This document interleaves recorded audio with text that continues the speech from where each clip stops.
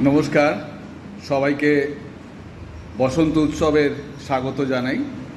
শুভ Dol Jatra.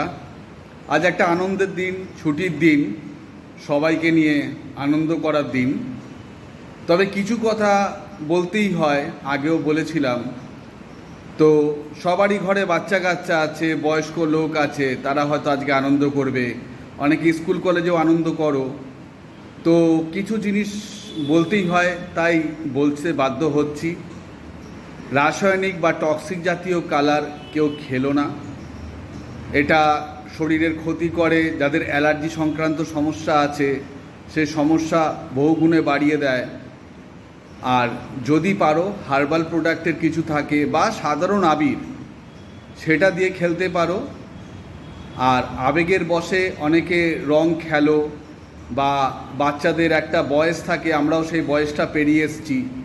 Hot করে হয়তো চোখের মধ্যে রং দিয়ে দিল, মুখে রং দিয়ে দিল, রাসায়নিক রং খেলছে। তো তার মধ্যে বিভিন্ন রকম রাসায়নিক পদার্থ দিয়ে এই রঙগুলো তৈরি হয়। এখন যুগ অনেক বদলেছে, দুনিয়া বদলেছে, মানুষের আগের মতন আর দোল খেলা এখন নেই। এখন আমরা আবিরই খেলা হয় বেশিরভাগ। তবুও যাদের ঘরে বাচ্চা কাচ্চা আছে, বা কিছু হয়তো 17 বছর 18 বছরের ছেলেমেয়েরা আছে, তারা হয়তো ভুল করে রং খেলে ফেলো। কিছু কেস দেখা যায়। তো সেই ব্যাপারেই বলি, কোনো টক্সিক জাতীয় কালার খেলো না, রাসায়নিক রং খেলো না। আর যাদের ছানি অপারেশন হয়েছে, বিশেষ করে ক্যাটারাক্ট সার্জারি বা ছানি অপারেশন হয়েছে, তারা গগলস ছাড়া বা চশমা ছাড়া বাইরে বেরিয়েও না। কিছু একটা পরিধান করে চোখে অবশ্যই বেরিয়েও। আর চোখে যদি কোনো কারণে রং লেগেও যায়, রাবিং করবে না, চোখটাকে ডলবে না। ডাক্তার হলে দরকার হলে ডাক্তারের শরণাপন্ন হতে হবে। আর সাধারণভাবে যদি কারো চোখে রং লেগে যায় বা রং চলে যায়, সেই রং যদি ধুয়ে ঠিক করা যায়, তাহলে রিফ্রেশটিয়ার জাতীয় ড্রপ দিতে পারো। ওটা চোখের ময়েশ্চারের ভালো কাজ করে। জেনারেল ইউজ প্রত্যেকেই ইউজ করতে পারো। আর যাদের চোখে গ্লুকোমা আছে, গ্লুকোমা কথার অর্থ হচ্ছে অন্ধত্ব, মানে চোখটা অনেকটা অংশে তার যে দৃষ্টিশক্তি সেটা ক্ষীণ হয়ে গেছে, নষ্ট হয়ে গেছে, তাদের ল্যাটোপ্রস্ট আরটি বা 9 PM জাতীয় ড্রপ দিতে হয় রাত্রিবেলা প্রত্যেক দিন নিয়ম করে, যতটুকু অংশ ঠিক আছে ততটুকু অংশ ঠিক রাখার জন্য। তারা কিন্তু ভুল করেও রং খেলার চেষ্টা করো না। বা রঙকে যদি কোনো প্রয়োজনে বাইরে বেরো, তারা চশমা পরে নেবে, অবশ্যই প্রোটেকশান নিয়ে নেবে। আর একটাই কথা বললাম, যে রং যেন তোমার আনন্দ অপরের নিরানন্দের কারণ না হয়ে দাঁড়ায়, এগুলোকে মাথায় রাখবে। আবির খেলবে। আর যতটুকু আবেগের মধ্যে চলে যেও না, আবেগের মধ্যে গিয়ে অনেকে ভুল করে ফেলে।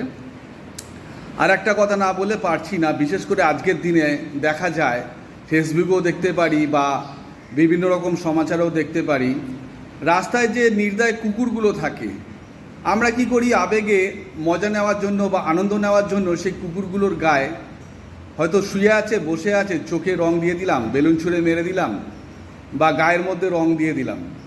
আমাদের পিঠে রং থাকলে বা মাথায় রং থাকলে, যেই জায়গায় আমাদের হাত যায় না, সেই জায়গায় হয়তো বাড়ির লোক সেটাকে পরিষ্কার করে দেয়। কিন্তু তাদের তো কুকুরদের গায়ে রং দিলে তাদের পরিষ্কার করে দেওয়ার কিন্তু কেউ নেই। সুতরাং এর থেকে বিভিন্ন কুকুরের মারাত্মক রকম অ্যালার্জি হয়। অ্যালার্জিতে তাদের শারীরিক অবস্থা খারাপ হয়ে যায়। আবার কুকুররা কী হয়, যদি রং চলে, মানে যেখানটা চাটার ব্যাপার, সেটা যদি তাদের জিভ পৌঁছায়, তারা কিন্তু চাটে। চাটার জন্যে সেই নোংরা কেমিক্যাল জাতীয় রঙগুলো তাদের পেটে চলে যায়, পেটে ইনফেকশান হয়, কুকুরগুলো অনেকাংশে মারা যায়। সুতরাং আবেগের বশে বশীভূত হয়ে কোনো কুকুরের, কোনো প্রাণীর ক্ষতি করো না। তাদেরকে তাদের মতন থাকতে দাও, আর নিজেদেরও কোনো ক্ষতি করো না। এতটুকুই বলা বক্তব্য। কেন, কুকুরগুলো পিঠে পরিষ্কার করে দেওয়ার কেউ নেই, ওদের রং মুছিয়ে দেওয়ারও কেউ নেই। সুতরাং ওরা বিভিন্ন কারণে, চোখে যত বেলুন লাগলে আমাদের হয়তো ডাক্তার আছে, তারা হয়তো ঠিক করে দিতে পারে, কিন্তু ওদের চোখে রং চলে গেলে ওদের ঠিক করে দেওয়ার কেউ নেই। সেই দিকটা একটু মাথায় রেখে, দুনিয়া বদলেছে, সুতরাং সেই দিকগুলো মাথায় রেখো। সবাই আনন্দ করো, ঘরোয়াভাবে আনন্দ করো, যতটুকু আনন্দের মধ্যে ক্ষতি না হয় সেটা যেন মাথায় থাকে। সবাই ভালো থেকো।